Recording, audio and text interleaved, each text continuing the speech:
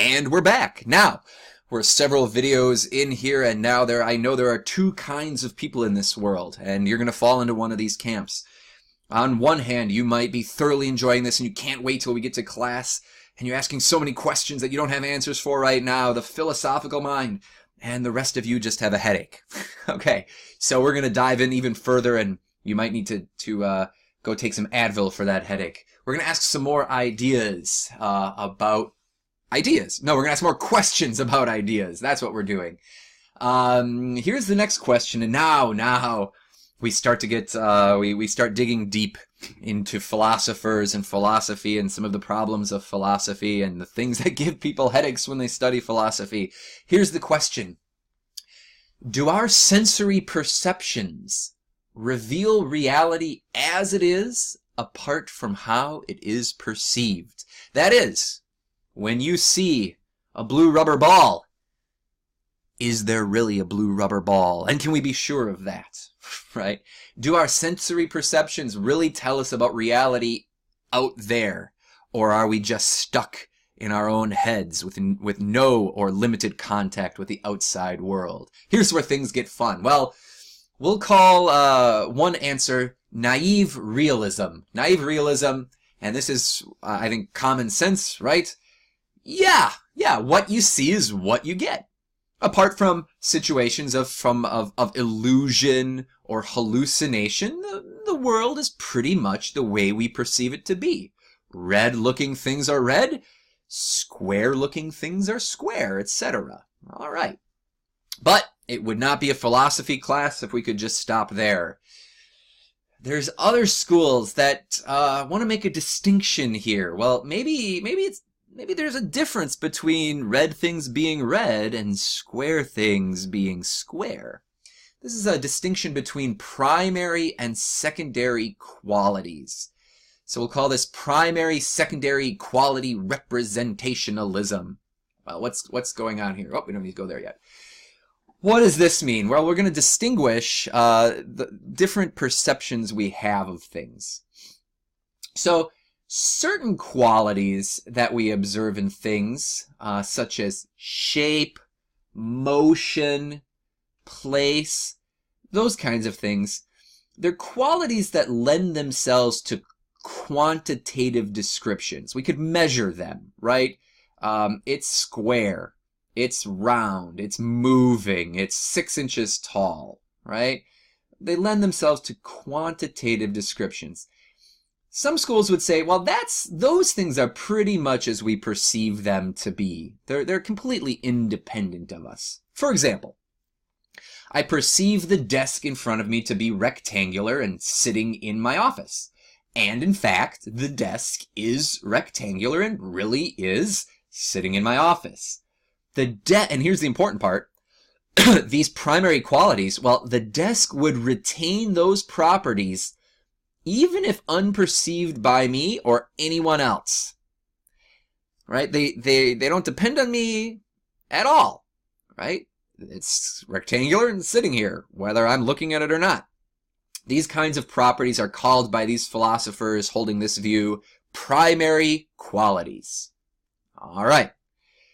However, although I see the desk as having the color, let's say, green, if neither I nor anyone else with eyes and a visual processing system such as mine were there to look at the desk, that color green that I'm acquainted with in my experience would not exist as part of the desk, says these philosophers.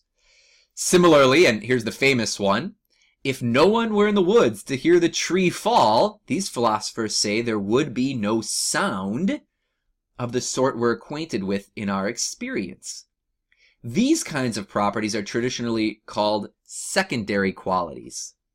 Other philosophers sometimes refer to them as phenomenal properties, not because they're amazing, phenomenal, but phenomena is what appears to us. We see phenomena. These secondary qualities, and here's the key, they represent how we are affected by things, not how things really are. Now, again, with all of these, I want to note, just because we're going over these doesn't mean I hold them or you should hold them. We're kind of just going through some of the main questions in philosophy. So, as opposed to naive realism, what you see is what you get, this group of philosophers would say, well, for some things, for these primary qualities, what you see is what you get. But for these secondary qualities, what you see has as much to do with you as it does with anything else out in the world. Well, we can push that even further, right? Here are various forms of what's called idealism, right? Where we get stuck in our own heads with ideas. Or phenomenalism, right? It's very similar. We get stuck on phenomena rather than things outside in the world. Or skepticism regarding all sensory perception. So this just pushes it even further. And we get names like George Berkeley. I've also heard it sometimes pronounced Barclay. It's spelled Berkeley. Let's see. George, there he is. George Berkeley, the Scottish philosopher. He believed that neither the so-called primary qualities nor the secondary qualities reveal any real properties of things outside the mind, because, get this, there are no such things.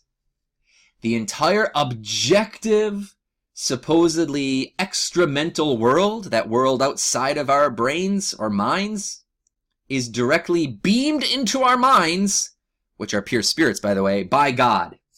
Right? So God just beams all of these perceptions into our purely spiritual minds. And that outside world that you think is there isn't really there. Now, you can imagine, and we'll have a chance to talk about this ain't going to square too well with a Catholic worldview that believes in things like, sacraments and incarnation and the goodness of the world. But we'll talk about that later.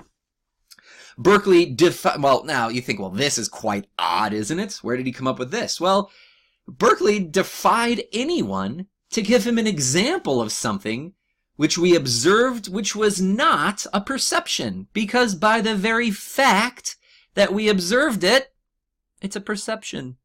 So there's a good little argument there. He says, okay, Mr. Common Sense or Miss Common Sense, give me an example of something out there in the real world that isn't just one of your perceptions. And you say, well, Mr. Berkeley, that red rubber ball sitting right there. And he'll just look at you and say, but all you're referring to is your own perception.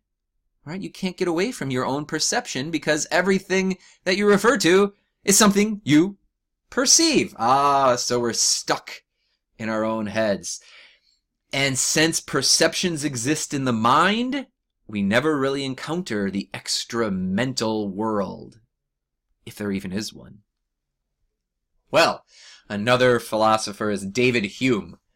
David Hume, these philosophers, by the way, these three, particularly Hume and we'll see in a moment Kant, have huge impact on contemporary thinking. Everyone has to, even in Catholic theology, has to respond in some way to Hume and Kant. Well, David Hume believed, much like Berkeley, that we could never get outside of the veil of our perceptions to directly see what was real outside of our sensory perceptions. Let's see. He maintained we must admit that we do not know whether the world is the way we perceive it to be, or even if there is a world apart from our consciousness. So he's got a set of arguments that are very that are similar or on the same of the same kind.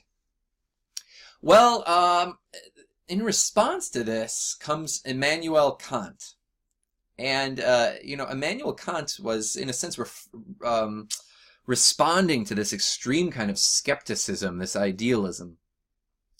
He wants to tell us, Immanuel Kant wants to tell us that there had to be a world of things in themselves, right? So he's saying, no, Berkeley and Hume, there is a world of things in themselves. That is, things as they really exist apart from how they appear to be to us. There are things out there, a world outside of my head, which is very good, right? Good to know.